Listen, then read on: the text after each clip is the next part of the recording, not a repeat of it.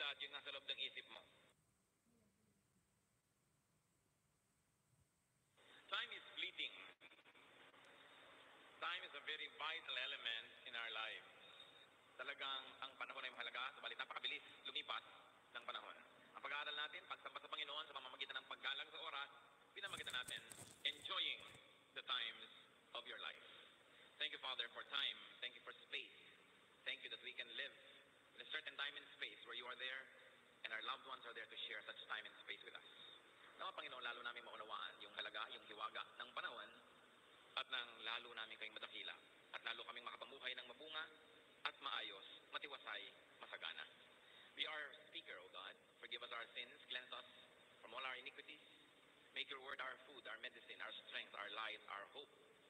And as we worship you and as you teach us, Father, may we learn to glorify your name. Lead your people unto greater wisdom. Give us your blessings. We seek you in the name of your Son, our teacher, the Lord Jesus Christ. Amen. It's very important that we look at the times of our lives. What are the times of one's life? Ano ba ang hiwaga? Ano ba yung halaga ng panahon? Philippians 3:13, but one thing I do, Paul says, forgetting what is behind and straining toward what is ahead. Sa isang maiksing pangungusap na ito, tayo binibigyan ni Pablo ng pagtingin sa panahon. Merong ngayon, may nakaraan, merong bukas. At sabi niya, isang bagay ang tinitiyak kong gawin, nililimot ko na yung nakaraan, pinagsisikapan kong maging mabuti ang darating, at yun ang ginagawa ko ngayon. So Paul talks about the three facets of time. One of that is the present, the now. Yung ngayon mismo, yun. Ecclesiastes 1:9, what has been will be again, what has been done will be done again, there is nothing new under the sun. So yung mga nangyayari naman, nangyari na rin paulit-ulit lang. Kaya kung lagi mong uubusin yung panahon sa pag-iisip ng maaari pang mangyari, o lagi mo lang lilingunin yung nangyari na, maaaring hindi mo tuloy mapansin, yung sa kasalukuyan ay nangyayari. Solomon connects the past with the present and the future. So another element of time, of course, is the past. Another facet of time, yung nakaraan. Merong kasalukuyan, may nakaraan. Yung sinabi ko 1 second ago, nakaraan na, tapos na. Job 8:9, for we were born only yesterday and know nothing, and our days on earth are but a shadow. Madalas natin dinig natin, ang bilis ng oras, ang bilis ng panahon. Linggo na naman, Lunes na naman, ang bilis ng isang linggo. Parang kahapon lamang yung malayong nakaraan. At talaga, yan ang hiwaga at kapangyarihan ng nakalipas. Na ang lahat ay lilipas. Yung tinatanong mo pa lang sa malayo, darating yon, sandali mo lang na makakaharap, tapos habang panahon na siyang lipas. Tapos na. Minsan may anniversary, may birthday, may kasalan, ang tagal mo pinaghahandaan. Halos hindi mo naramdamang dumating at pagkatapos, aalalahanin mo na lang at gugunitain habang panahon. Yun yung nakaraan. Tapos na. And what about the future? Yung darating pa lang. But the past, the present, and the future are actually all one. The past, the present, and the future are all happening at the same time as far as timeless God is concerned. Meron lang tayong ngayon kasi tayo nasa katawan, nasa lupa. Pero sa eternity, wala naman talagang lumipas. Walang nakaraan. Ang lahat ay ongoing present. It is only our position, our point of view that divides time into such segments as future, present, and past. God is timeless. The Spirit is timeless. Spirituality is timeless. At pag nakalaya ng ating katawan sa lupang, ang ating espiritu sa lupang katawang ito, lalo nating maunawa ang ibig sabihin ng timelessness. Ganun pala, sandali lang ang hawak mong panahon. Dapat habang kaharap mo't hawak yon, dapat mong matutunan ang dapat matutunan, dapat mong ma-enjoy ang dapat ma-enjoy, dapat mong gawin ang dapat gawin. Kasi pag tapos na, tapos na. Let's take a look at enjoying the times of your life. Time cannot be stopped, time cannot be controlled. So you might as well ride the times and enjoy the times. What to do with the times and periods of one's life? Kung minsan dapat mangyari, how do you enjoy God's gift of time? Live in the present. Ang mga taong mga pinakamasasaya, pinakamakabuluhan ang panahon, ay yung nabubuhay sa ngayon. Sa kasalukuyan. Because it's only the present, it is only the now that you really have. Tapos na ang kahapon, wala pa ang bukas. Yung ngayon lang ang meron ka. So focus on the present challenges of life. Matthew 6:34, therefore do not worry about tomorrow, for tomorrow will worry about itself. And if I may add, when it comes. Each day has enough trouble of its own. Maraming ligaya, maraming kapayapaan, maraming kagalakan ang nananakaw sa atin pagka yung ngayon inubos natin sa pag-aalala tungkol sa bukas. At alam niyo ni Jesus, kaya sabi niya, huwag nga kayong mag-alala tungkol sa bukas. Yung bukas darating at aalalahanin niya ang sarili niya pag nandiyan na siya. Ang isipin niyo lang yung ngayon. Sapagkat yung ngayon, sapat na ang dami ng challenges niyan na dapat niyong harapin. At dahil yan ay ngayon, alam din ng Diyos ang ibinigay niyang kapangyarihan sa atin, sapat para harapin ang problema ngayon. Kaya tayo nangihina, kaya tayo pa nawawala ng lakas ng loob, kaya tayo nagiging malungkot, maalalahanin, yung lakas na kasyang-kasya para sa mga dapat gawin at mga problema ng ngayon, hinahati natin. Yung lakas na pang ngayon, yung kalahati, inuubos natin sa mga problemang darating pa na ini-imagine natin at inuubos din natin sa problema ngayon ay nandito na. At kadalasan, yung lakas na pang problema ngayon, inuubos pa rin natin sa mga bagay na nakalipas na. So wala ka nang pwedeng gawin. Nagmumukha tuloy kulang ang pagpapala ng Diyos. Nagmumukhang kulang ang lakas na ibinibigay niya. Eh kasi naman kung binigyan ka ng pagkain para ngayon, ayaw mong kainin yung kalahati, kasi mo para yan bukas. Di kulang ka. So niya, pagdating ng bukas, may pagkain para bukas. Yung ngayon para ngayon. Kaya sa Israel, nung umuulan ng pagkain sa disyerto, ang bili ng Panginoon, kumuha lang kayo ng kailangan nyo ngayon. Bukas uulan uli ng mana.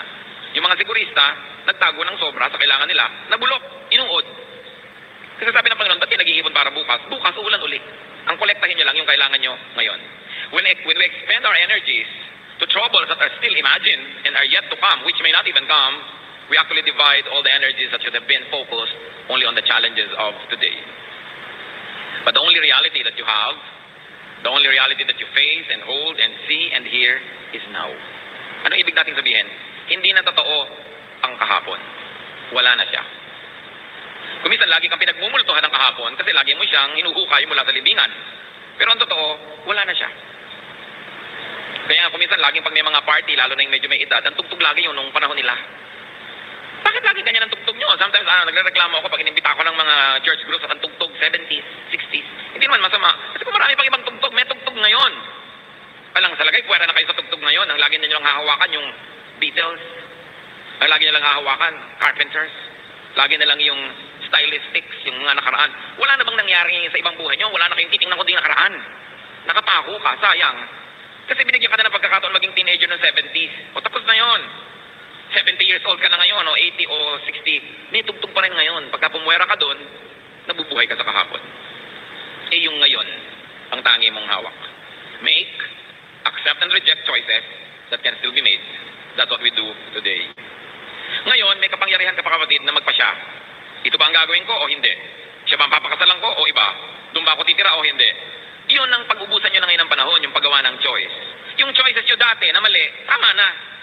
Kahit pa kayo mangisay, napili nyo na yun noon, nagkamali na. Dapat na lang maalala yung lesson, then move on. Focus on what's in your hands now. Done choices are done. Choices still to be made can still be made. At present, you are still in control. And that's the beauty of the present. Hawak mo pa. May kaharap kang asawa mo o kaibigan mo, nagtatalo kayo. Hawak mo pa kung ang pagtatalo na yan, ang uuwian ay pagkakasundo o pag-aaway. Hawak mo. Huwag mong sayangin. Gumawa ka ng tamang choice. So do what's doable now and avoid what's avoidable now. Sabi nila, don't cry over spilled milk. Yung lumigwak, natapo na, kalimutan na. Yesterday is gone and tomorrow is not yet. Pag inubos yung sobrang oras nyo ngayon, kaiisip tungkol bukas, eh kung pala sa makabilang buhay ka na mamayang gabi, nasayang naman lahat yung kaiisip mo.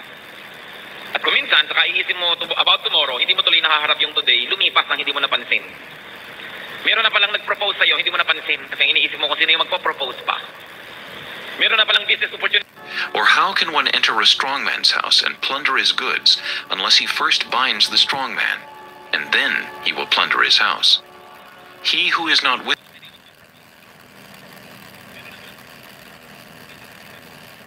me is against me, and he who does not gather with me scatters abroad. Therefore I say to you, every sin and blasphemy will be forgiven men, but the blasphemy against the Spirit will not be forgiven men. Anyone who speaks a word against the Son of Man, it will be forgiven him. But whoever speaks against the Holy Spirit, it will not be forgiven him, either in this age or in the age to come. Either make the tree good and its fruit good, or else make the tree bad and its fruit bad, for a tree is known by its fruit. Or how can one enter a strong man's house and plunder his goods, unless he first binds the strong man, and then he will plunder his house? He who is not with me is against me, and he who does not gather with me scatters abroad. Therefore I say to you, every sin and blasphemy will be forgiven men, but the blasphemy against the Spirit will not be forgiven men. Anyone who speaks a word against the Son of Man, it will be forgiven him. But whoever speaks against the Holy Spirit, it will not be forgiven him, either in this age or in the age to come. Either make the tree good and its fruit good, or else make the tree bad and its fruit bad, for a tree is known by its fruit. Or how can one enter a strong man's house and plunder his goods, unless he first binds the strong man, and then he will plunder his house? He who is not with me is against me, and he who does not gather with me scatters abroad. Therefore I say to you, every sin and blasphemy will be forgiven men, but the blasphemy against the Spirit will not be forgiven men. Anyone who speaks a word against the Son of Man, it will be forgiven him. But whoever speaks against the Holy Spirit, it will not be forgiven him, either in this age or in the age to come. Either make the tree good and its fruit good, or else make the tree bad and its fruit bad, for a tree is known by its fruit. Or how can one enter a strong man's house and plunder his goods, unless he first binds the strong man, and then he will plunder his house? He who is not with me is against me, and he who does not gather with me scatters abroad. Therefore I say to you, every sin and blasphemy will be forgiven men, but the blasphemy against the Spirit will not be forgiven men. Anyone who speaks a word against the Son of Man, it will be forgiven him. But whoever speaks against the Holy Spirit, it will not be forgiven him, either in this age or in the age to come. Either make the tree good and its fruit good, or else make the tree bad and its fruit bad, for a tree is known by its fruit. Or how can one enter a strong man's house and plunder his goods, unless he first binds the strong man, and then he will plunder his house? He who is not with me is against me, and he who does not gather with me scatters abroad. Therefore I say to you, every sin and blasphemy will be forgiven men, but the blasphemy against the Spirit will not be forgiven men. Anyone who speaks a word against the Son of Man, it will be forgiven him. But whoever speaks against the Holy Spirit, it will not be forgiven him, either in this age or in the age to come. Either make the tree good and its fruit good, or else make the tree bad and its fruit bad, for a tree is known by its fruit. A little boy came home from school with a letter from his teacher. He handed it to his mother and said, "The teacher gave this to me and asked me to give it only to you." The mother opened the letter and her eyes filled with tears. She read the letter aloud to her son. "Your son is a genius. This school is too small for him and doesn't have good enough teachers to train him. Please teach him yourself." Years later, after his mother had passed away, he was going through her belongings. He found the letter folded neatly in a drawer. Opening it, he read, "Your son is mentally deficient. We cannot let him attend our school anymore. He is expelled." The boy, now a famous inventor and scientist, wrote in his diary that day, "Thomas A. Edison was a mentally deficient child whose mother turned him into the genius of the century. A little boy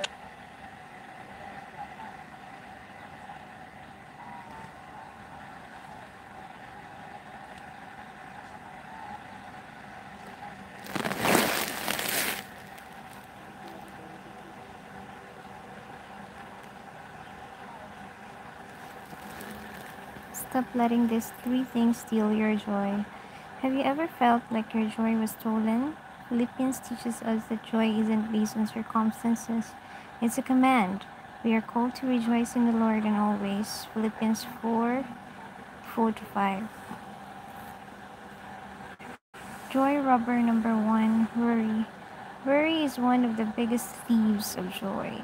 Philippians chapter 4:6 commands us to be anxious for nothing. The Greek word from worry, merimnao, means a divided mind. Many of us carry burdens related to finances, health, relationships, or the fear of the unknown. However, studies show that 90% of what we worry about never actually happens. So, how do we fight worry? The Bible tells us to replace it with prayer. Philippians chapter 4 verse 7. Jesus reminds us in Matthew chapter 6 verses 31 to 34 that our Heavenly Father knows what we need and will provide for us. If we truly trust Him as a good Father, we can release our fears and rest in His care. Joy robber number 2. Wrong thinking.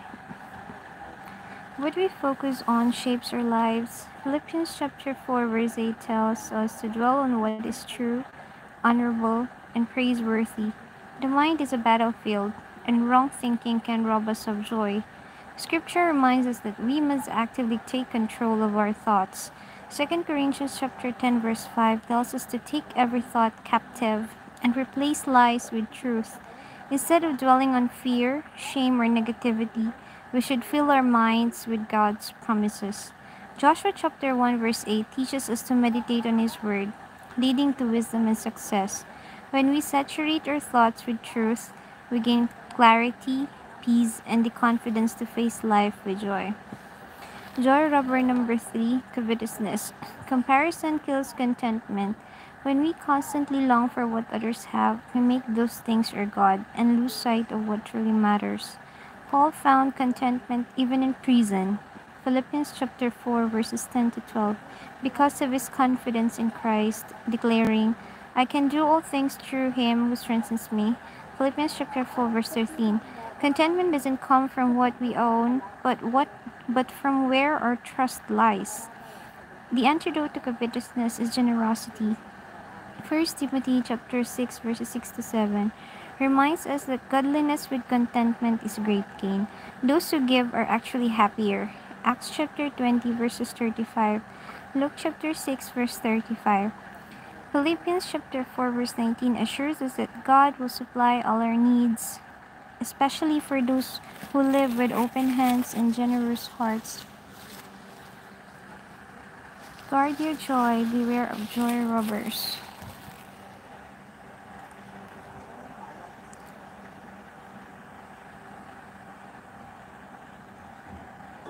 Brood of vipers, how can you, being evil, speak good things? For out of the abundance of the heart the mouth speaks.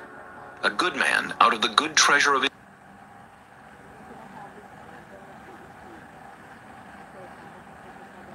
his heart brings forth good things, and an evil man out of the evil treasure brings forth evil things.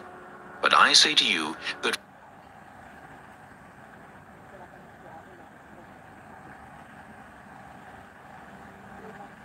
for every idle word men may speak, they will give account of it in the day of judgment.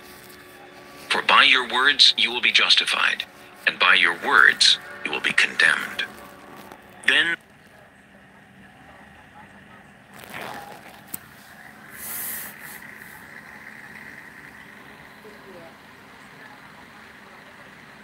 some of the scribes and Pharisees answered, saying, Teacher, we want to see a sign from you. But he answered,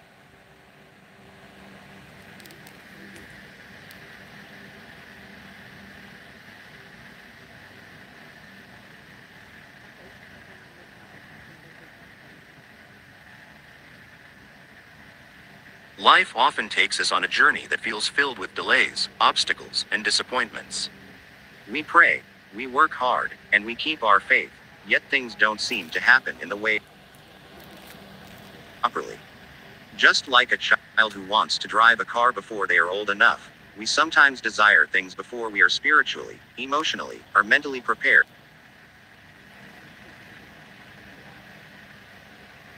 For the Son of Man is Lord even of the Sabbath. Now when he had departed from there, he went into their synagogue. And behold, there was a man who had a withered hand.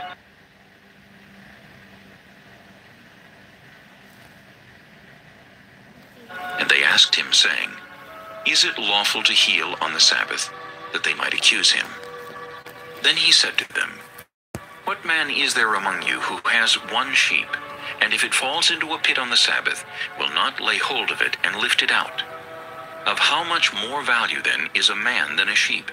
Therefore it is lawful to do good on the Sabbath. Then he said to the man, "Stretch out your hand." And he stretched it out, and it was restored as whole as the other. Then the Pharisees went out and plotted against him, how they might destroy him.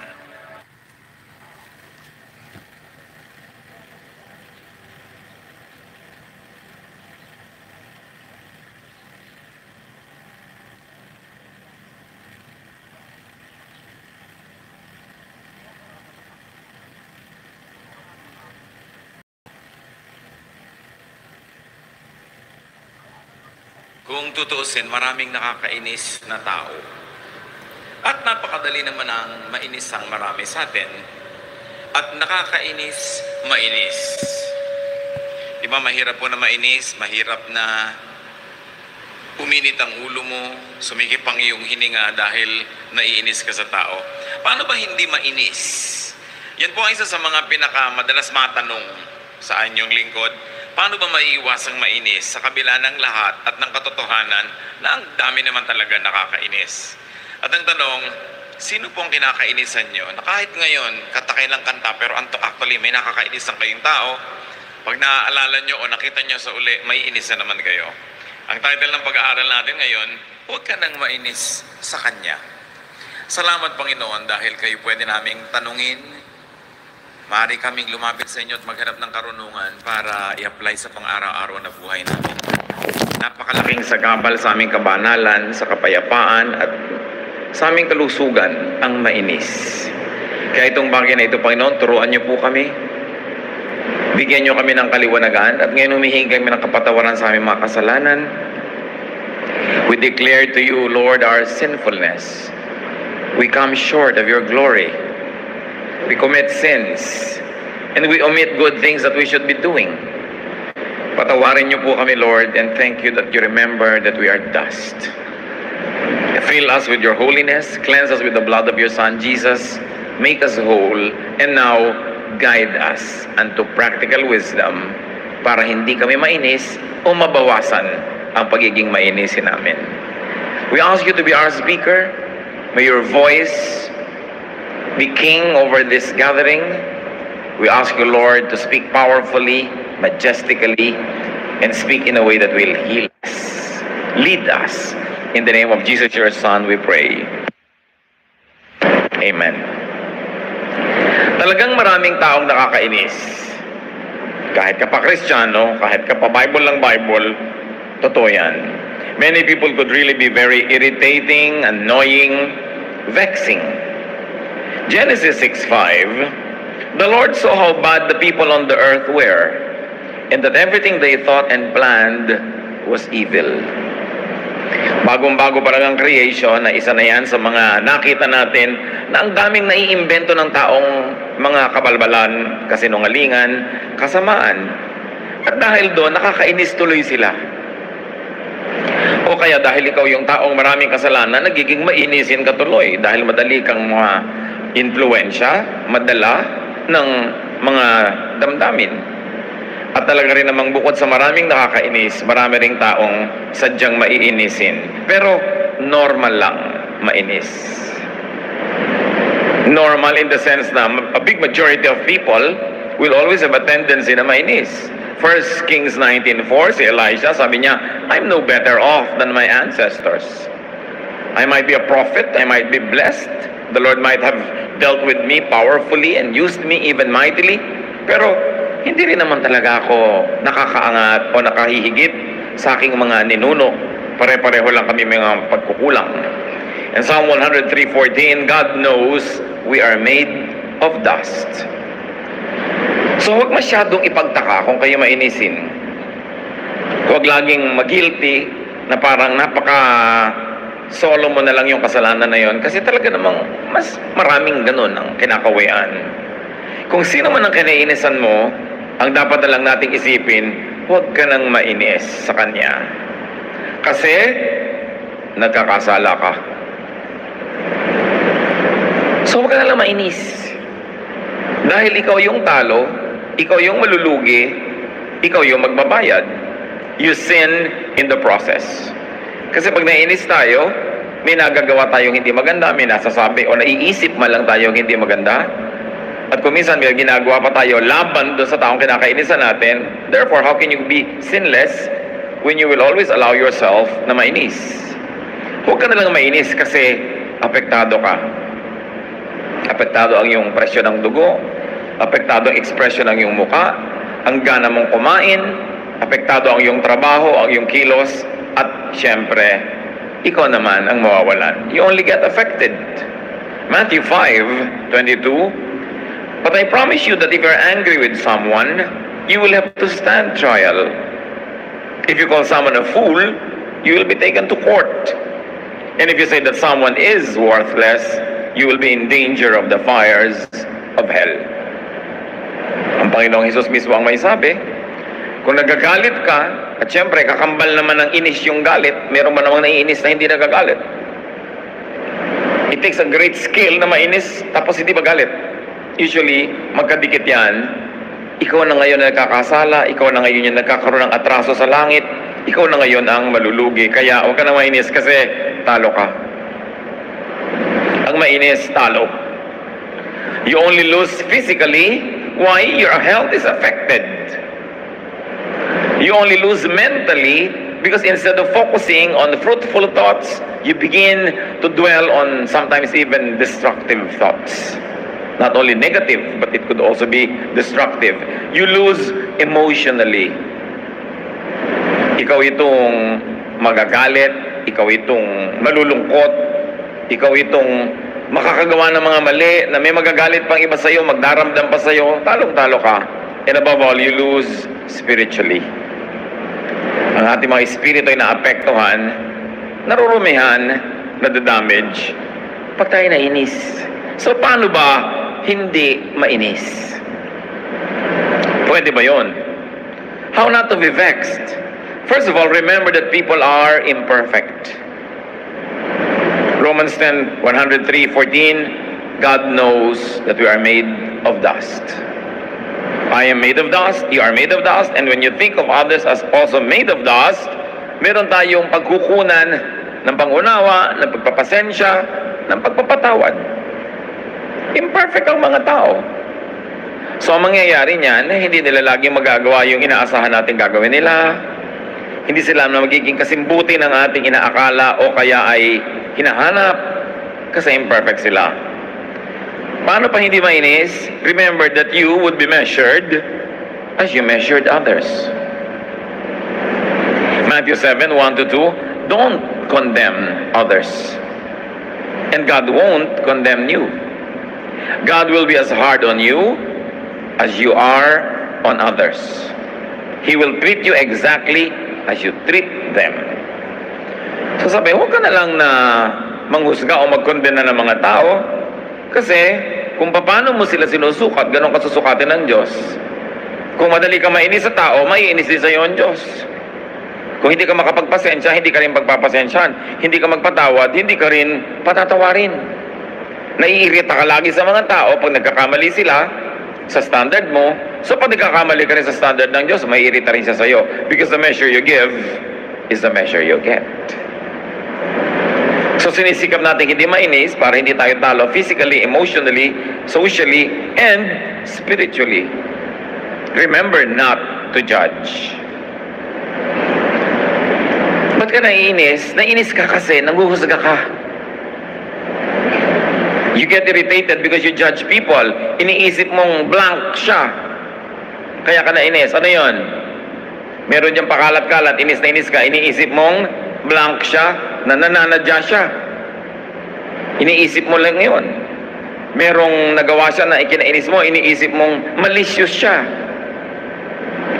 Iniisip mong naghahamon siya, hindi naman pala, hindi siya aware na nandun ka, iniisip mo, nakahamon yata ito. Kapadalas naiinis tayo because we judge people. Ina-assign natin sa kanila ang ginagawa, yung iniisip natin na gusto nilang gawin. Kaya dapat tatandaan natin yung blank na yan, no? Naiinis ka kasi iniisip mong blank siya. Hindi naalala ng asawa mo ang iyong birthday, iniisip mong hindi siya mapagmahal, na blank siya, unloving siya. Iniisip mong sinadya ka niya na gumaganti siya. Lagi tayong may iniisip, kaya tayo naiinis. You presume that people annoy you intentionally, that they are malicious by intent, or that they challenge you. Madalas na-challenge tayo eh. May sinabi yung isa, gustong-gusto lang naman pala niya mag-display ng alam niya, pero iniisip mo agad, sina-challenge ka, tinatakpan yung sinabi mo, dinadaig ka, kinakalaban ka, yung pala gusto lang naman niyang medyo magpasikat ng konti. Not necessarily at your expense, kasi meron din siyang insecurity. So paano hindi mainis? Do not change people. You can't. Jeremiah 13:23. Can you ever change and do what's right? Can people change the color of their skin? Or can a leopard remove its spots? If so, then maybe you can change and learn to do right. Of course, technologically, pwede na ngayong maiba-iba yung shades of color ng skin ng tao. Pero nung sinulat ito, hindi pa pwedeng gawin yon. So ang message lang, may mga bagay na imposibleng gawin. Tulad ng baguhin mo ang isang tao. Well, of course, this is an exaggeration because people can change. But it would take a miracle. So ang sinasabi dito, isang dapat mong tanggapin sa tao, ay yun na siya, hindi na siya magbabago. Kung nagbago siya, salamat. Pero kung hindi, dapat mong tanggapin. Kaya madalas tayong naiinis sa mga tao because we demand that they change according to our specifications. Naiinis si wife kay husband kasi si husband hindi magbago according to the expectation of the wife. Ganon din si husband naiinis kay wife. Ganon din si mother-in-law kay daughter-in-law. Pare-pareho, nagkakainis-inisan dahil gusto natin ng tao na sumwak dun sa ating gustong mold. But that cannot happen. For most of common experience, people won't change. So kung meron ka manugang na ganito, may biyanan kang ganon, may anak kang ganito, may asawa kang ganon, para hindi ka laging mainis, tanggapin mo na yun na siya. People will change, but only little and slowly. At maaaring kahit nagbabago na sila, naiinis ka pa rin dahil nababagalan ka o sobrang konti ng pagbabago. So hope for the best, but expect the worst in people. When you hope for the best, you're positive, you're supportive, you're cheerful. But when you also expect the worst, you're ready. Pag nabigo ka, nainis ka, may paglalagyan ka na. Alam niyo, mahalaga sa buhay, may paglagyan lang. Pag sinabi mong, well, 80% of people will probably like me, 10 will hate me, 10 will love me very intensely. So pag may nag-hate sa'yo, isa na yun sa 10%. May pinaglagyan ka na, tatahimik ang loob mo. Dapat may paglagyan. At dapat mong paglagyan na ang mga tao will disappoint you. Sinasadya man nila o hindi. Na ang mga tao will be selfish. We are wired to be selfish so that we will preserve our lives. So pag ang tao nagiging selfish, well, naturally, nature wired people to be selfish so that they will survive. They will take care of their life. At pagka nagkagip yan, they will take care of their life more than your life. Sinadya ng kalikasan. Tingnan mo ang sarili mo para ma-preserve mo ang sarili mo at yung species where you belong. Pagka may pinaglagyan tayo nun, nababawasan ang inis. Pag sinabi mo lang, asawa ko talaga, alam mo, lahi ng mga tamad yan eh. Tamad yung tatay niya, tamad yung nanay niya. So pag tatamad-tamad, there goes the genes, kumandar, may pinaglagyan ka. May mga lahi naman talaga, mga lahi ng tamada. May mga lahi na OC, may mga lahi na mga salaula. May mga lahing malilinis. So, kung hindi mo matatanggap yun, huwag mo pakasalan. Sabi mo, girlfriend, boyfriend, punta naman tayo sa bahay niyo, magstay tayo doon maghapon. Tingnan mo kung magugusto mo yung kostumbre. Kasi kadalasan, kung ano yung pamilya niya, magiging ganon din siya. Although may mga shining examples na nagiging ibang-iba, pero exception yun. Kung gusto mong malaman kung ano magiging itsura ng girlfriend mo pag matanda na siya, tingnan mo yung nanay ngayon. Saan pa siya kukuha ng mukha? Diba? Nasa lahi lang yan, lahi-lahi. So pag sabi mong, there goes the lahi, there goes the dugo, there goes the genes, papayapa ka na, hindi mo na nilalabanan yung agos. To avoid getting angry at people, accept that they are imperfect. Inspire them, help them, pray for them to be better. But accept that they are imperfect. That they have a fallen nature. Na talagang tayo ipinanganak sa pagkakasala. That they probably won't change for the better. Kaya nga ang pagpapakasal, pagtanggap tinatanggap mo ang tao, hindi for what the person can become, but for what the person already is. Kaya nga sinasabi, for better or for worse. Maging better man yan, maging worse man, tanggap mo na. To avoid getting angry at people, accept them. Natanggap nyo na ba ang asawa nyo? O tanggi-tanggi pa ninyo na ayaw ko sa kanya, ayaw ko ng ugali nito, ayaw ko ng gano'n, habang buhay na lang kayong merong tunggali. Natanggap nyo na ba? Lalong-lalo naman yung mga magulang, natanggap nyo na ba mga anak nyo na ganyan? Yan ang anak nyo. Kung kayong magulang, ang kauna-unahang hindi tatanggap sa anak nyo, pang inaasahan yung tatanggap dyan. Natanggap nyo na ba ang inyong mga sarili? Na yes, meron akong katangian, pero meron akong kapintasan. I'll do my best with God's help. But knowing that the leopard cannot change its spots, I will still accept myself, though I fail by my own standards. Kasi baka gumagawa ka ng pang iba, standard, hindi pang sayo. This is probably Jesus' secret. He loved everybody because He accepted everybody.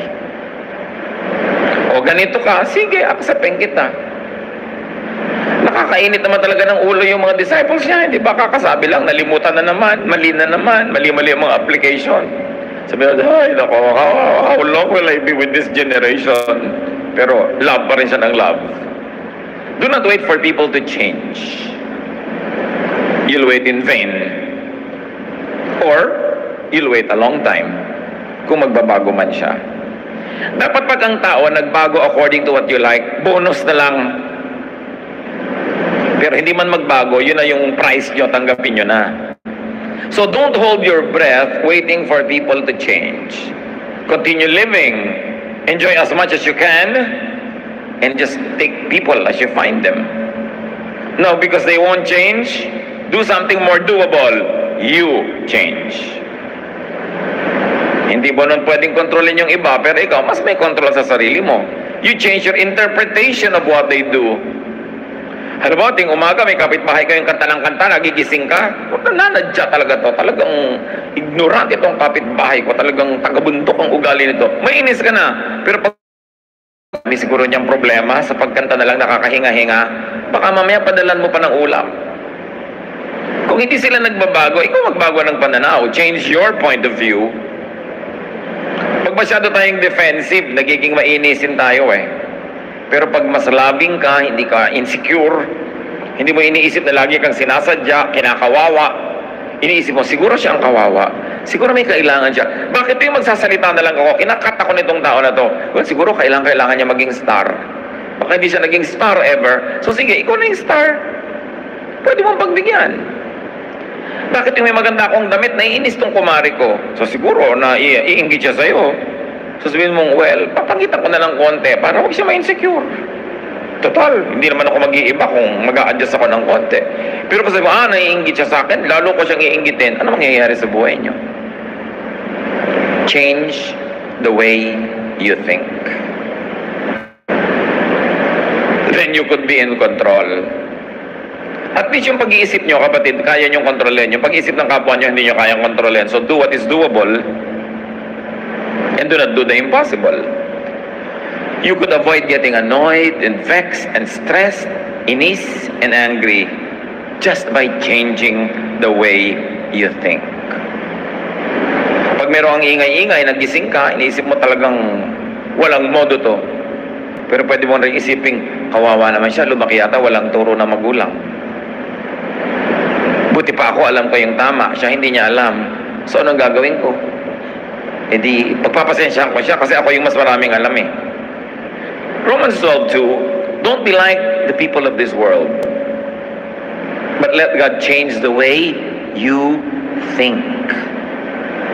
Then you will know how to do everything that is good and pleasing to Him. So it's all about the way you think. What is the way and how is the way you think about your mother, your father. Pag utos ng utos sa iyong nanay mo, iniisip mo, pala utos lang na ito, nakakainis. Or, baka hindi naman niya ako talaga gustong utusan, pero utos siya na utos para huwag akong lumayo kasi gusto niya akong kasama. Alam niyo ba na maraming magulang utos ng utos, pero gusto lang kasi nandun ka. Kasi pag umalis ka, baka kanya hanap-hanapin, so lagi kang inuutusan. Huwag na meron talaga mga nanay, din pala utos talaga. Pero marami ka naman pwedeng isipin, ba't hindi mo nalang isipin yung hindi nakakainis? Bakit ang isipin mo yung nakakainis, mainis ka tuloy? You can create your own reality. In fact, kahit nakakainis talaga yung tao, pag inisip mong hindi siya nakakainis, hindi ka nainis. Kahit nakakainis siya talaga. Ano bang mahalaga? Kung ano siya o kung ano yung nararamdaman mo? So kung hindi mo siya kayang baguhin, ang baguhin mo yung nararamdaman mo. Saan ang gagaling ang nararamdaman? Sa yung iniisip. So palitan, sabi ng Bible, ang pag-iisip. Maraming lagi nagsusumbong, naiinis sa office mate. Ano ba kasing iniisip mo sa office mate mo? Palitan mo yung pag-iisip mo.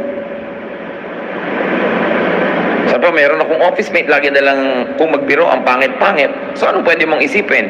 Talagang ito na naman ito, sasaktan na naman niya ako. O, kailangan niya ng audience. Kaya lang, very limited yung performance niya. Wala na siyang ibang alam, yun na lang.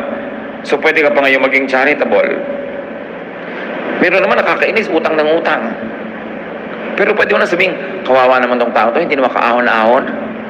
Kinapalan ng mukha, kauutang, kawawa naman. Pwede ka pa ngayong maawa. At pwede ka pa rin hindi magpautang, naawa ka lang. Ngayon, nagpautang ka pa dahil kinaya mo naman, nagka-points ka pa. Change the way you think. Right now, think of people na nakakainisan nyo. Ba't kayo naiinis? Marami naman dyan, mga biyena, naiinis sa manugang. Hindi naman dahil nakakainis yung manugang. Dahil lang ayaw nyo mag-asawa yung anak nyo. Kahit ang napakasawa noon, si Santa Teresa de Avila, ayaw nyo pa rin. Hindi dahil talagang masama siyang babae. Wala siyang kwenta, kundi kahit sino-sinong babae, hindi nyo aproban. So, paano kayo mag-isip? Hindi ba kayo dapat mag-isip na, salamat, matanda na ako, malapit na ako sigurong sumakabilang buhay, at least may kasama yung anak ko sa buhay niya. Hindi yung sisiraan mo na sisiraan yung manugang mo, paghihiwalayan mo sila at bigla ka mamamatay. Sino ngayon ang kasama ng anak mo? Mabuti sana kung mabubuhay ka forever.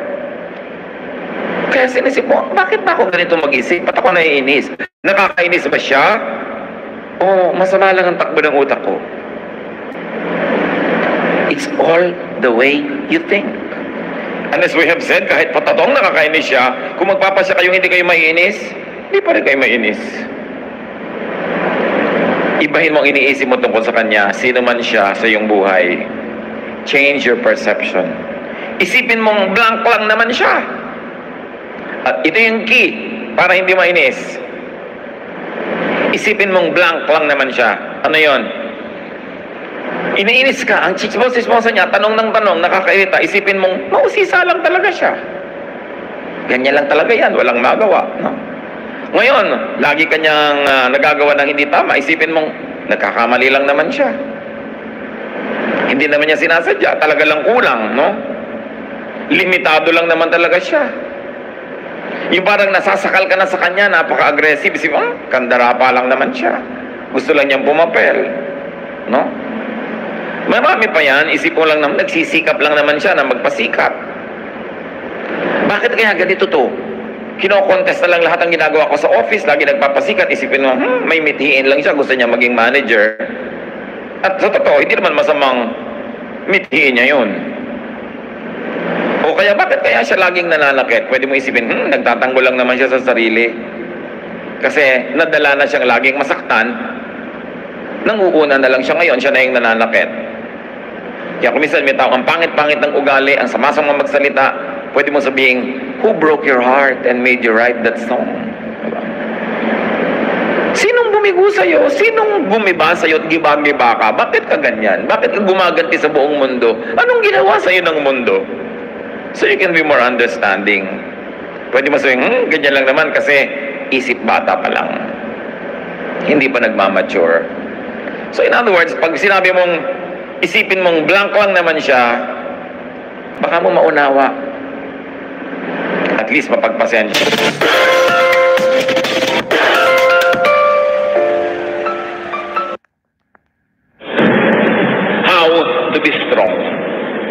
Dapat ang tao malakas dahil marami talagang bagyo ang buhay. First of all, believe in God. Faith in God, faith in God's justice and grace, faith in God's goodness, and in God's love strengthens people more than anything else could. Pag ang tao ay may pananalig, may pagtitiwala, napakalaking lakas ang ibinibigay noon sa kanya. Isaiah 41:10, don't be afraid, I am with you. Don't tremble with fear, I am your God. I will make you strong as I protect you with my arm and give you victories. Maraming turo ang Panginoon sa Old Testament, maging sa New, na laging ang tema ay huwag kang matakot, huwag kang panghinaan ng loob, maging matatag ka dahil ako ang iyong Diyos at alam ko ang nangyayari sa iyong buhay. Habang alam ng Diyos ang nangyayari sa ating buhay, dapat alam din natin na alam niya. Habang tayo'y mahal niya, dapat lagi nating maalalang mahal niya tayo. At habang siya naman ay handang tumulong, dapat huwag nating lilimuting nandyan siya. Hindi nawawala ang Diyos, pero kung minsan ang ipinanghihina natin ay yung kawalan ng pagtitiwala o pagkalimot kung sino ang Diyos sa ating buhay. Jeremiah 17:7-8, but I will bless those who trust me. They will be like trees growing beside a stream, trees with roots that reach down to the water and with leaves that are always green. They bear fruit every year and are never worried by a lack of rain. Importanteng maalala natin yun na ang Panginoon ang pinagmumulan ng ating mga iniinom, kinakain, literally and symbolically. At sinabi ng Panginoon na gagantimpalaan niya ang sino mang nagtitiwala sa Kanya. Hindi ka pa man abutan ng gantimpala, yung nagtitiwala ka pa lang, may premyo na yon kasi pumanatag na yung loob mo, tumibay na ang kalooban at nagkaroon na ng kalakasan. Isaiah 22:12, I trust you to save me, Lord God, and I won't be afraid. My power and my strength come from you, and you have saved me. Marami ng past tense na salvation ang Diyos. God has saved us in many ways. Why will He not save us again? Kaya importante na maalala natin yung katangian niya, yung pagmamahal niya, at yung kanyang laging pag-aaruga sa atin. Be strong, be optimistic. Dapat positive ang pananaw. Pwede mong diliman ang iyong paningin, pero pwede mo namang liwanagan. Pwede mong palungkotin ang sarili, pero pwede mo rin pasayahin. Pwede mong pahinain ang iyong loob, at pwede mo rin palakasin. Nasa sayo. A positive, believing worldview strengthens people. Kahit po sa mga pag-aaral sa mga ospital, yung mga pasyente na may religious beliefs, lalo yung may strong spiritual conviction, mas mabilis sila na mag-respond sa medication. Mas tinatablan sila ng gamot at ng therapy at ayon sa pag-aaral, mas mabilis silang gumaling. Napakahalaga na pati ngayon ang siyensya ng medisina ay nagpapatotoo na ang pananalig ng tao mayroong kinalaman sa kanyang kalakasan ng katawan. Na pag buo ang kanyang loob, pati ang katawan niya sumusunod. But negative worldviews weaken people. Yung taong laging negative, lagi ang iniisip ay yung masama, yung marumi, yung mahirap, humihina pati ang resistensya ng kanyang katawan at mas dumadali na dapuan siya ng sakit. Psalm 121:1-2, I look to the hills. Where will I find help? It will come from the Lord who created the heavens and the earth. Itong verse na to, pwedeng marami kahulugan, yung hill. Hill could mean mountain, could mean problem. Hill could mean kumukulong sa'yo, nakapaligid ng mga burol na mahirap akyatin, mahirap lampasan. But from the same hills can come the help of the Lord. So the same trouble that comes to you could be the source of your salvation. The same difficulty could be the source of your strength. The same problem could carry it with its own solution.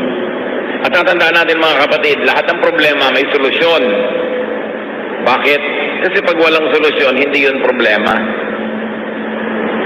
At pag hindi problema, di huwag problemahin, tanggapin, mahalaga positive ang iyong pananaw. Romans 8:28, we know that God is always at work for the good of everyone who loves Him. Pag ito dinibdib natin, na ang Panginoon ay laging gumagawa sa ikabubuti ng mga nagmamahal sa Kanya, kahit kuminsan sa biglang tingin, ay parang hindi maganda yung nangyayari sa buhay. O kahit tagalan mo pa yung tingin, titigan mo, suriin mo, parang mahirap talaga yung nangyayari. Pero kung ikaw ay umiibig sa Panginoon, may paghuhugutan ka ng lakas. Dahil sabi, pag umiibig ka sa Panginoon, lahat ng pinapayagan niya mangyari sa buhay mo ay sa ikabubuti mo. Hindi lang lagi, malinaw na ikabubuti mo yon. Pero kung may pananalig ka, malalampasan ang paningin mong physical, yung nakikita mong parang hindi maganda. At kahit wala kang pruweba sa iyong isip, sa pananalig mo, napapatunayan mong ikabubuti mo yon, doon pa lang, lalakas ka na, gagaling ka na, o malalampasan mo yung oras ng hirap. Follow people who model strength. Maraming mga tao sa paligid natin na pwedeng gawing huwaran. Ang gagawin yung huwaran sa buhay, yung mga matatatag ang loob. Yung buo ang loob, yung matatapang. Huwag yung mahihina. Pagka ang ating ginawang idolo sa buhay, huwaran, yung mahihina, walang ginawang pangharap sa problema kundi iyak, eh walang mangyayari sa'yo. Pero kung ang titingnan mo, yung mga strong characters, actually sila yung madalas panalo.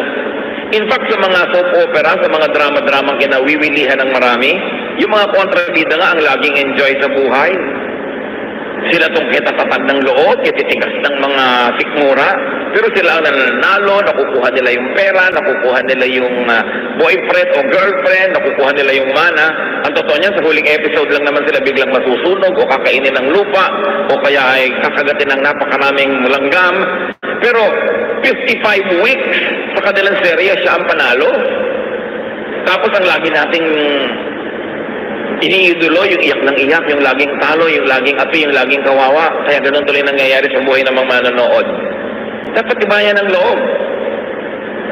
At huwag kayong tumanggap ng advice, ng example na hindi nakakabuti kahit mukhang kawawa siya.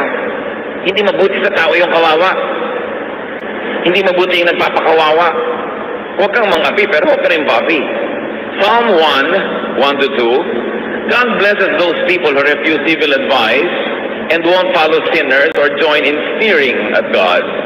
Instead, the law of the Lord makes them happy, and they think about it day and night. Eh yung advice, kahit hindi sabihin ng bibig, pero yung example ng mga laging api, laging kawawa, laging mahina ang loob, hindi magandang advice yun. Talo ka dun. Dapat ang tao matibay.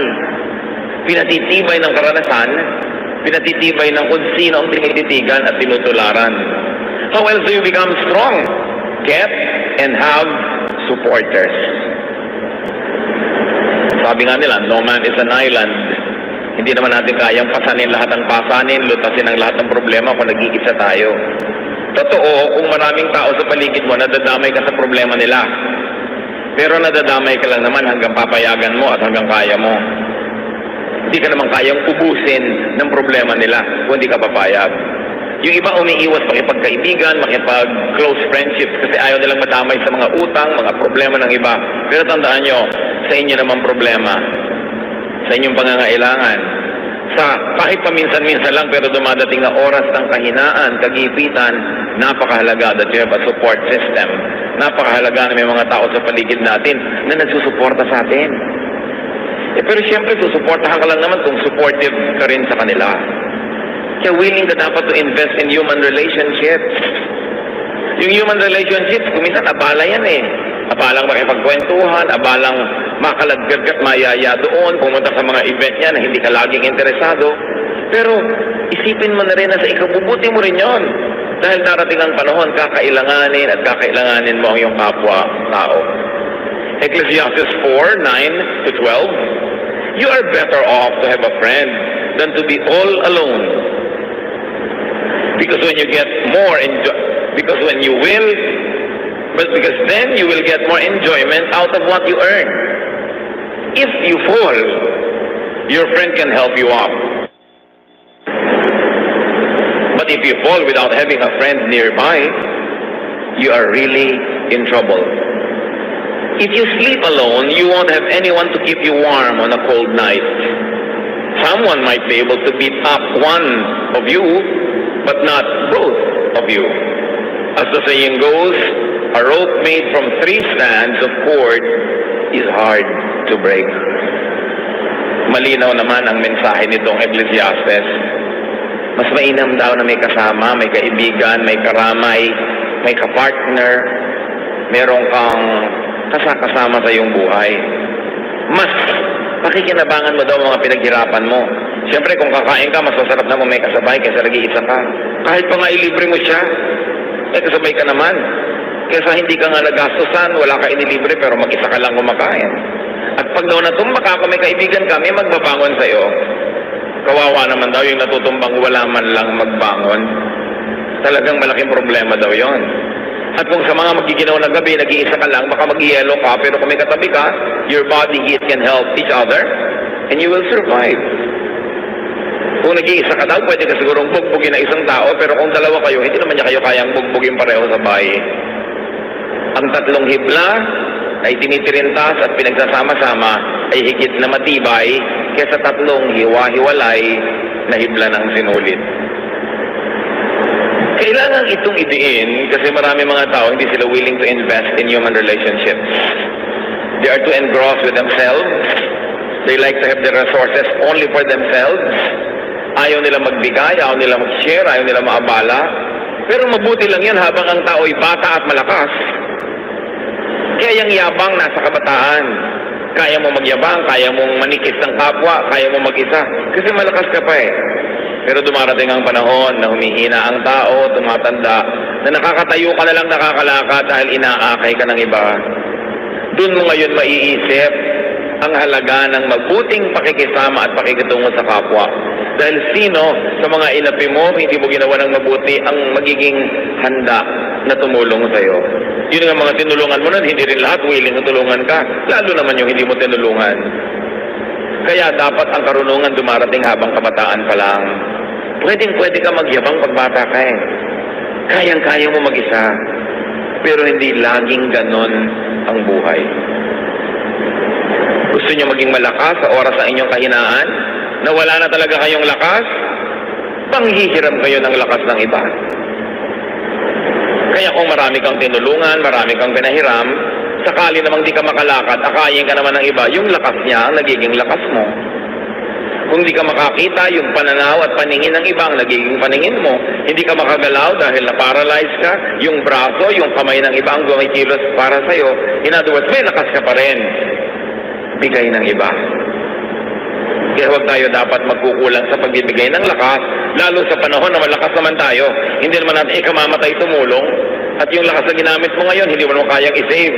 Pag na hindi mo na nagamit yun today, wala ka nang paggagamitan nun. Bukas may ibang lakas, ang ibang mga gawain. Dapat ang tao may kaibigan. At hindi tayo dapat maging maramot na yung ating mga mahal sa buhay ay makipagkaibigan sa iba't ibang tao. Kuminsan kasi may mga magulang, may kapatid na sobrang mga seloso. Ayaw nila na yung mga anak nila ay nakikipagkaibigan kung kani-kanino. Sabi na tayo-tayo na lang, magtulungan dito. Pero yung magulang hindi naman lagi nandyan. Tumatanda, binabawi ang buhay. Sino ngayon ang kasama ng inyong mga anak o apo? Kuminsan, mayroong mga sobrang conservative na mga pamilya. Ayaw na maipaligawan ng kanilang mga anak. Ayaw magkaroon ng boyfriend. Hanggang nagtandaan na, wala tuloy mga partner sa buhay. O pag natanda nun, sinong kasama? Yung mga mahihigpit na matatanda, yung higpit ng higpit, kaya nyo pa bang samahan yung mga anak nyo at apo pagka sila na lang natira? Pero pinagkaitan nyo na makadevelop ng mga relasyon. Kaya dapat hindi tayo ganon. Hayaan natin na yung mga tao makadevelop ng mga kasama nila. Hindi naman natin masasamahan habang panahon. Pero darating ang panahon na kailangan nila ng kasama. It's important. At kung kayo naman ay halimbawa biglang nagka-boyfriend, nagka-girlfriend, nagka-asawa, huwag niyong biglang lilimutin na inyong mga kaibigan, mga kamag-anak dahil meron na kayong papa na pinagmamalaki, Meron na kayong mommy na ipinagmamalaki. Kasi kung minsan, pag dumating ang panahon na nagkagalit kayo at naghiwalay, eto, mga kaibigan mo na naman ang karamay mo sa buhay. Mga papa and mama, they come and go, but friends remain. That's why don't commit the mistake of neglecting your friends just because you have a lover, a partner, a spouse. Darating ang panahon, maaalala mo sila, lalo kung bigla kang iniwan ni lover. Be wise. Proverbs 17:17. A friend loves at all times, and a brother is born for a time of adversity. At sabi sa Proverbs 17:17 din, sa ibang version, a friend is always a friend, and relatives are born to share our troubles. So, ang mga kaibigan natin, ang mga kamag-anak ay talagang nandyan para makihati sa ating mga problema. Ang dapat magsasabi nun yung tumutulong, hindi nagpapatulong na parang duty tuloy ng iba na tulungan ka dahil sabi ng verse. Pero ang nagsasabi nun, tutulungan kita. Gusto kitang tulungan, sabi ng verse, kaya kami kamag-anak, kaya kami kaibigan para tumulong. Pero yung sabi ng kamag-anak nyo, hoy, kamag-anak kita, therefore duty mong tulungan ako. Nawawalan ng motivation ang tutulong, wag ganon. Mga kapatid, may isa pang napakahalaga para maging tao maging malakas. Sa paghanap ng mga problema, kasakitan, mga suliranin, earn and save money. Dapat kanta ka ng money, dahil talagang mahalaga ang pera. Kung hindi pera, o dagdag sa pera, dapat meron ka insurance. Meron kang pension pagtanda mo. Kaya yung mga tao sinasabihan natin, oy, magbayad kayo ng SSS payments nyo para pagtanda nyo, meron kayong pension. Sasabi, magkano na yun? 6,000 a month. Aba, pag wala kang kapera-pera, malaki na yung 6,000. At kung walang magpalibing sa'yo, at least bigyan ka malang ng SSS ng kabaong na styrofoam.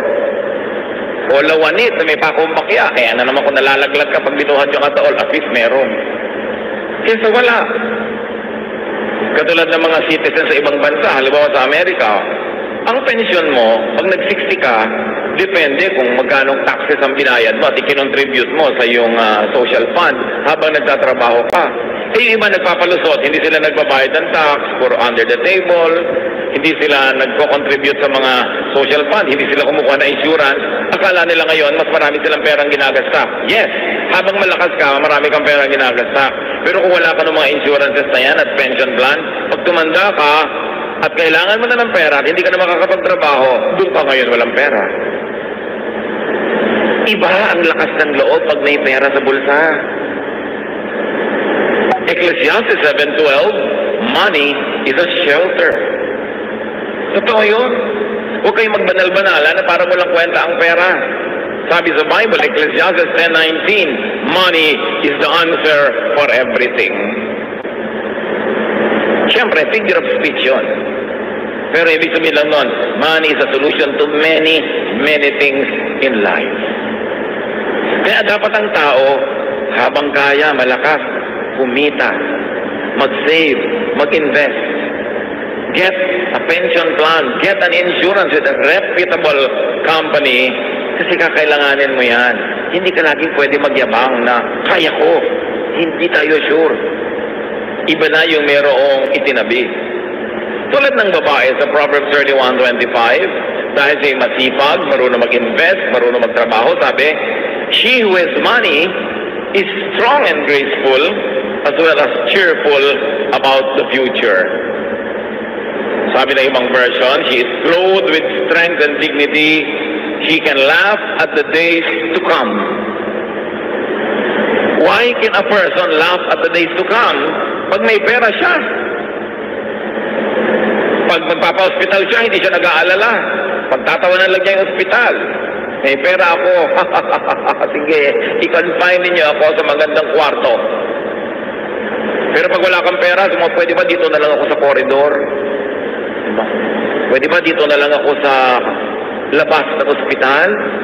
O kaya hindi ka pagaling, ilabas yun ako. Mamamatay ako sa presyo.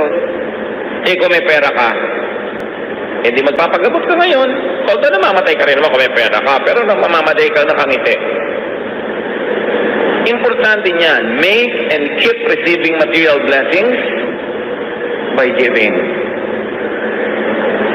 Isang sikreto na hindi naman dapat sikreto kasi sinasabi naman sa Biblia ito, para makatiyak ka na lagi kang tatanggap sa Panginoon, dapat panabigay ka sa gawain ng Panginoon at sa mga taong nangangailangan. Proverbs 3:9, honor the Lord by giving Him your money. Malinaw na malinaw. At sa Malakay 3:10-11, walang kamatayang katuruan. I am the Lord all-powerful, and I challenge you to put me to the test. Bring the entire 10% into the storehouse so that there will be food in my house. Then I will open the windows of heaven and flood you with blessing after blessing. I will also stop locusts from destroying your crops and keeping your vineyards from producing. Ang Diyos nangahamon. Sabi niya, hinahamon ko kayo. Subukan niyo ako. Huwag kayong mandaya sa inyong mga tithes. Pag hindi ko binuksan ng mga bintana ng langit at pinabaha sa buhay niyo ang walang katapusang blessing. At hindi lang yon, pipigilin ko ang mga salot na kulisap sa paninira na inyong mga tanim. Ipoprotekta ko ang inyong negosyo, ang inyong mga hanap buhay, ganon. At makikita niyo kung gaano ka tapat ang Panginoon sa kanyang pangako. At sabi niya sa Deuteronomy 15:6, no one in Israel should ever be poor. So hindi balak ng Diyos sa kanyang mga anak na may mga mahirap. The Lord your God is giving you this land and He has promised to make you very successful if you obey His laws and teachings that I am giving you today. You will lend money to many nations, but you won't have to borrow. You will rule over many nations, but they won't rule you. That is the promise. Pero merong kondisyon. Kung susunod ka sa kanyang mga utos, hindi nyo mararanasang mangutang, kayo ang magpapautang. Hindi nyo mararanasang mangamuhan, kayo ang magiging amo. Pero may kondisyon. Maging tapat tayo sa Panginoon, maging generous. Alam niya kung paano magsukli sa ating buhay. Isa yan na hindi natin naaalala na madalas, na isang napakalaking insurance, savings, account, yung ikaw ay giver. Ikaw ay generous, even to people that are not close to you but who are needy. Bawat bigay mo sa nangangailangan, bawat bigay mo sa gawain ng Panginoon, ang Panginoon ang magsusukli. At sa palagay nyo kaya, papayag ang Panginoon na may utang siya sa inyo? Oras na ikaw ay nagbigay, lalo kanyang bibigyan kasi hindi naman pwede mas marami ka pa ibinigay sa kanya, siya ang Diyos. Maraming tao na ang nakadiskubre nito. Merong hindi pa rin madiskubre kasi ayaw subukan. Pero yan talaga ang secret of a very abundant life, to be generous. How else do you become strong? Practice facing and handling hardship. Kung lalaban ka ng contest, dapat may practice. Kay athletic o artistic contest dyan, o dance contest, o singing contest, may practice. Kung lalaban ka sa mga hirap ng buhay, dapat yan may practice. Kahit bata pa ang tao, lalo't bata pa nga, mas dapat turuan na humarap sa mga problema. Parents, let us not overprotect our children. May mga assignments sa school, hayaan nyo sila gumawa, huwag nyo igawa para lang tumaas ang grade. Hindi naman sila yung gumawa, dumali ang buhay nila. Sa palagay nyo, anong naituro nun sa kanila na karakter? Wala. Aasa sa inyo. Kaya 50 years old na, umaasa pa sa inyo. Kasi sinanay nyo. Don't do everything for them. At habang maaari sana nga, kahit kaya nyo paligiran sila ng mga mag-a-assist sa kanila, give them household chores. At kahit napakarami yung pera, hayaan nyo silang matuto magtipid. Huwag silang palanguyin sa pera kasi mahirap na masanay sa buhay na sobrang maginawa, madali, maluho. Kasi hindi naman ganun ang totoong buhay. At hindi naman kayo laging nandyan para sila bigyan nun. At nandyan naman kayo, hindi naman tayo sure na lagi kayong may ibibigay. James 1, 2 to 4, my friends, be glad even if you have a lot of trouble. You know that you learn to endure by having your faith tested. But you must learn to endure everything so that you will be completely mature and not lacking in anything. Pagtiisan daw ang dapat pagtiisan. Pagtiyagaan ang dapat pagtiyagaan para kayo lumago. Walang kulang sa inyong pagkatao, sanay kayo na bumata ng hirap. And as we have said, it's better to practice early. Kaya sabi ni Balagtas sa Florante at Laura, pag-ibig anak ko yaking nakilala, di dapat palakihin ang bata sa saya. At sa katuwaan kapag namihasa, paglaki walang hihinting ginhawa.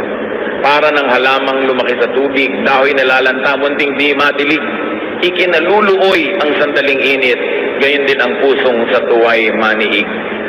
Kaya sabi niya, ang laki sa layaw, karaniway hubad, sa bait at muni, sa hatol ay salat. Masaklap ang bunga ng maling paglingap, hapag ng magulang sa irog na anak. Pag inispoil mo ang bata, ano mangyayari? Weakling, mahina, walang buto. Mahina ang sikmura, mahina ang loob. Kailangan mabuhay ka forever para mo siya samahan. Kaya kailangan turuan ng practice. Sabi sa Proverbs 22 verse 6, teach your children right from wrong. And when they are grown, they will still do right. Train agad ang mga bata. How else do you become strong? Do not overly depend on others. Lahat ng tao, binigyan ng Diyos ng lakas. Huwag kang laging manghiram ng lakas ng iba. Huwag kang laging umasa, sumandal. Dapat gamitin mo at pag-practicean mong gamitin ang iyong sariling lakas. Why?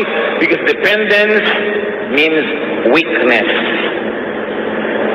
Habang umaasa ka, mahina ka. What happens when you are financially dependent, emotionally dependent, functionally dependent? You are weak. May mga asawa na binubugbog, pinagtataksilan, halos ay lapastanganin na lang ng husband, hindi makahiwa-hiwalay, hindi makabuo ng sariling buhay. Bakit? Walang hanap buhay.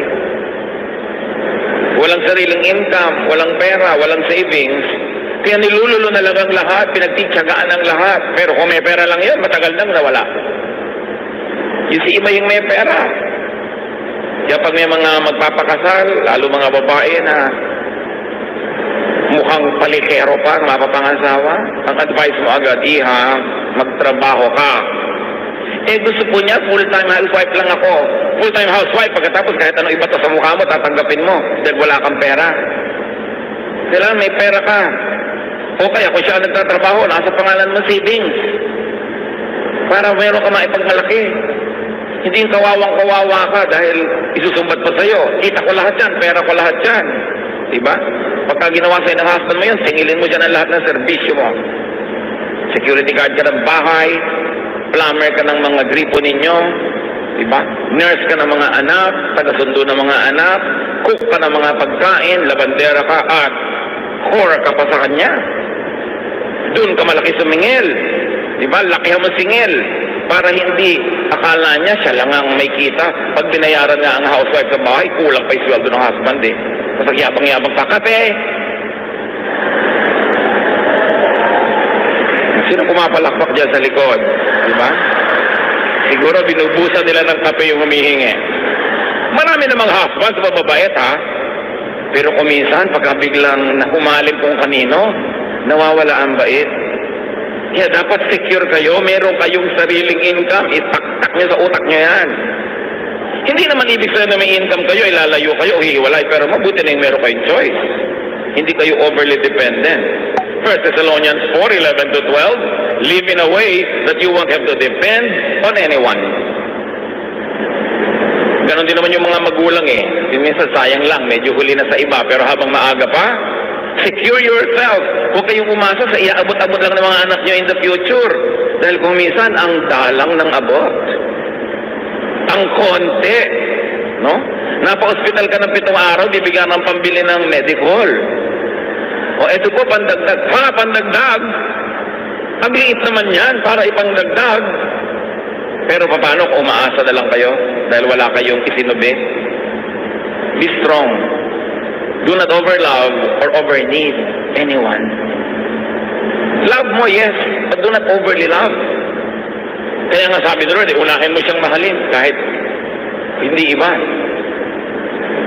Yung world, hindi laging masama, but anything that is really permanent. Sabi sa 1 John 2:15, do not love the world or anything that belongs to the world. If you love the world, you cannot love the Father. Yung nagmamahal, ilagay niya sa lugar. Pag sobra kayo nagmahal, talo kayo. Hindi lang kayo maalala. Wala na kayo sa sarili. May mga tao nakatitig sa cellphone nila eh. Talaga nakatitig. Abang na may dumating na text. Dumating ka na, dumating ka na, dumating ka na. Wala namang dumadating. Mga advertisement pa ng kondo ang darating. Eh, paano sobrang nagmamahal? Magmahal kayo pero ilagay niyo sa lugar. Hindi dapat kawawain ang sarili. Do not be anybody's satellite. No one is as weak as a person who is madly in love. You weaken yourself. Nilululo ng katwiran, nilululo ng pinag-aralan, nilululo ng lahat-lahat. Bago lang matauhan, na-damage na siya. Kaya dapat may ititira ka sa sarili mo. Marunong ka siyempre magmahal because God is love and we have to love, pero huwag kang magpapakabaliw ng sobra-sobra. Lalo sa hindi naman nababaliw sa'yo. May magtatanong pa sa akin, meron po akong boyfriend pero ramdam ko hindi ako mahal. Eh, ba't ka nagtsatsaga? Bakit? Hindi ka pala mahal. Humahanap ka ng sakit ng katawan. So, kailangan magpakatalino ang tao. We were created by God to be healthily independent. Kaya kahit may kakambal ka, pinapakanak ka mag-isa. Mamamatay ka mag-isa. Haharap ka sa Diyos mag-isa. Ibig sabihin, kaya mong harapin ang maraming bagay sa buhay kahit walang kasama. Although, mas masarap kung may kasama. Pero huwag kang magpapadaya sa kasinungalingan na kung wala kang kasama, hindi ka na mabubuhay. Yun ay isang kasinungalingan. Napaka-importante kahit nga sa ina. Ang unang-unang nangyayari sa bata pag ipapanganak, malalagot ang pusod. It's a declaration of progressive independence. At dapat yun, suportahan ng magulang at ng lahat na maging independent yung bata habang tumatagal. Psalm 146, 3-4, you can't depend on anyone. Not even a great leader. Once they die and are buried, that will be the end of all their plans. Sabi, hindi ka pwedeng umasa sa iba kahit magaling pang tao yan. Dahil pag namatay yan, paano ka? Maasa ka. Dependent ka. Mga kapatid, maraming paraan, pero isa na lang ang ating pag-usapan ngayon. Choose to be strong. Laging may choice. It's a choice. It's your choice. Pagka kayo may diabetes, may pagkain dyan na matamis, ang sarap, it's your choice. Pipiliin mo bang kumain yan na pagkalunok mo, masarap lang sa dila, pero pag nalulun mo na, nasa katawan mo na yung lasa, o kakainin mo pa rin? It's your choice. May pipiliin kang pagkain A, healthful, pagkain B, hindi healthful. Alin ang pipiliin mo doon? It's your choice. Ganon din. May problema ka, pwede kang maging manghina, himatayin, manlumo, pwede ka pa magpakabatay, may gumagawa pa nun, pero ba't naman yun ang pipiliin mo? It's your choice. Choose to be strong. Iniwan ka ng asawa mo, so gusto mong mamatay dahil lungkot na lungkot ka na, daya ka at saka dependent ka pa. So, no, I choose to be strong. I will not be a loser. Meron kang sakit, malalang sakit.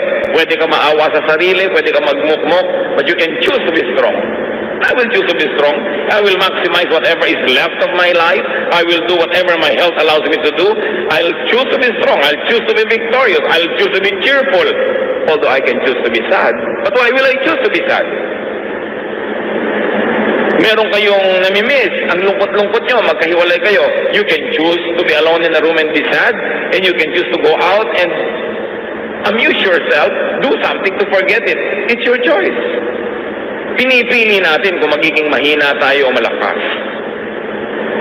2 Corinthians 4, 8 to 9. We often suffer, but we are never crushed. Even when we don't know what to do, we never give up. In times of trouble, God is with us. And when we are knocked down, we get up again. Natumba ako, yes, pero hindi ako papayagan na tapakan ako ng lahat ng dumadaan. Tatayo ako ulit. Nadaya ako, yes, pero may buhay pa ako, babawi pa ako. Hindi ako magmumukmok sa buhay. 2 Corinthians 4, 16 to 17, we never give up. Our bodies are gradually dying, but we ourselves are being made stronger each day. These little troubles that are getting us ready for an eternal glory that will make all our troubles seem like nothing. Ngayon, hindi tayo susuko. Yung mga problema na yan na ating kinakalaban, magiging trophies yan later. Bawat bato na ihahagi sa atin ay magiging monumento. Bawat sugat ay magiging tropeo if you choose to be victorious. Kaya sabi sa Deuteronomy 3:31-6, be brave and strong. And the Lord Jesus echoes that, have peace, do not be afraid. Pag nangihina kayo mga kapatid, pinipili nyo lang yun. But sometimes hindi tayo aware. Hindi tayo aware, ipinapakain natin yung ating lakas sa mga negative forces. Joshua 1:9, I've commanded you to be strong and brave. Don't ever be afraid and discouraged. I am the Lord your God, and I will be there to help you wherever you go. God's people are strong and brave, not weak and afraid.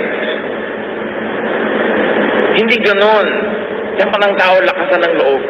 1 Corinthians 16:13, keep alert, be firm in your faith, stay brave and strong. Wala kayong kaharap ngayon o haharaping problema na hindi na nakaharap ng mga tao noong unang panahon pa. Walang bago sa mundo. Walang bagong problema ang hindi pa nadinig ng Diyos na idinaing sa Kanya ng mga tao. Walang bago. Therefore, lahat yan may katapat na. Lahat ng kahinaan ay may katapat na lakas. Ang lahat ng tanong ay may katapat na sagot. Pusali man ay may katapat na langit, sabi nga ng matatanda. So huwag tayong lagi na lang mag-awa-awa sa sarili. Huwag laging magpaawa sa kapwa. Kumusta ka? Eto, kawawa naman ako.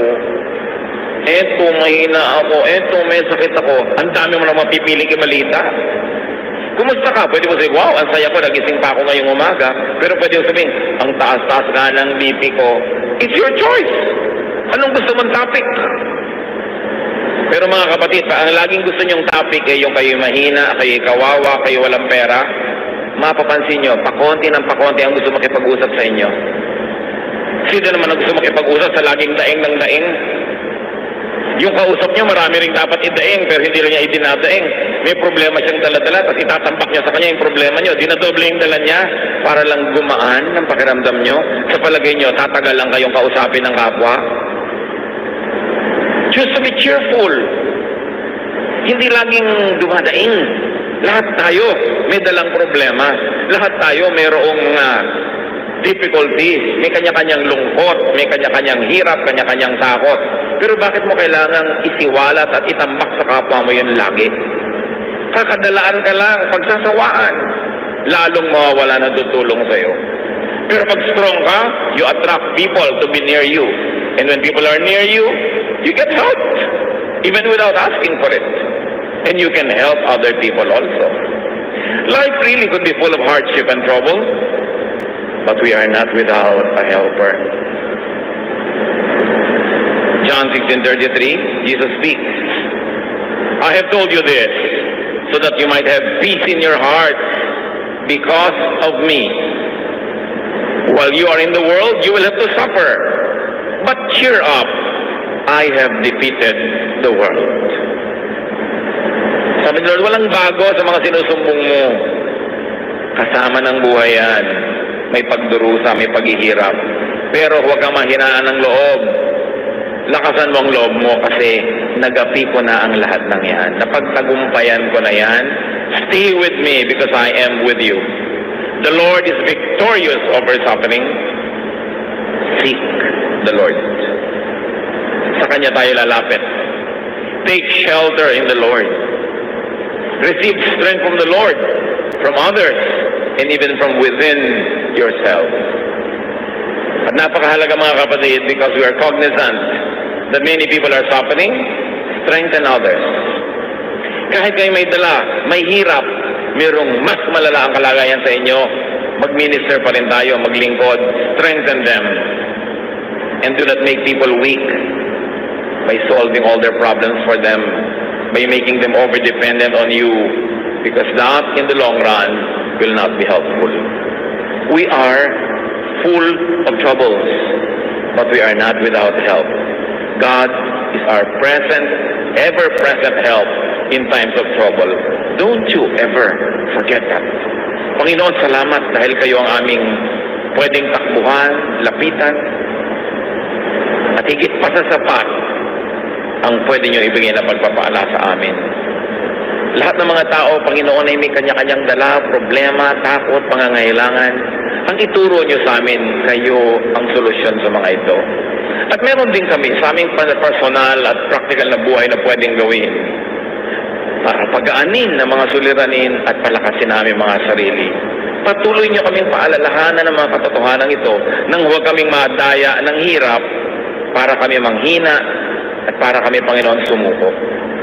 Palakasin nyo ang inyong mga anak sa iyong ikaluluwalhati at kabubuti ng aming buhay.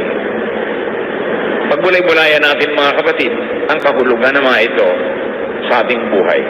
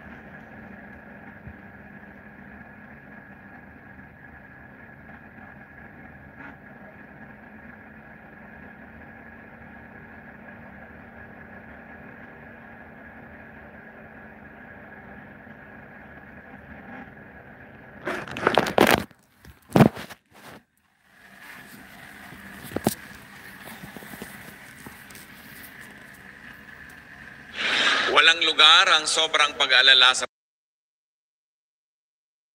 Jesus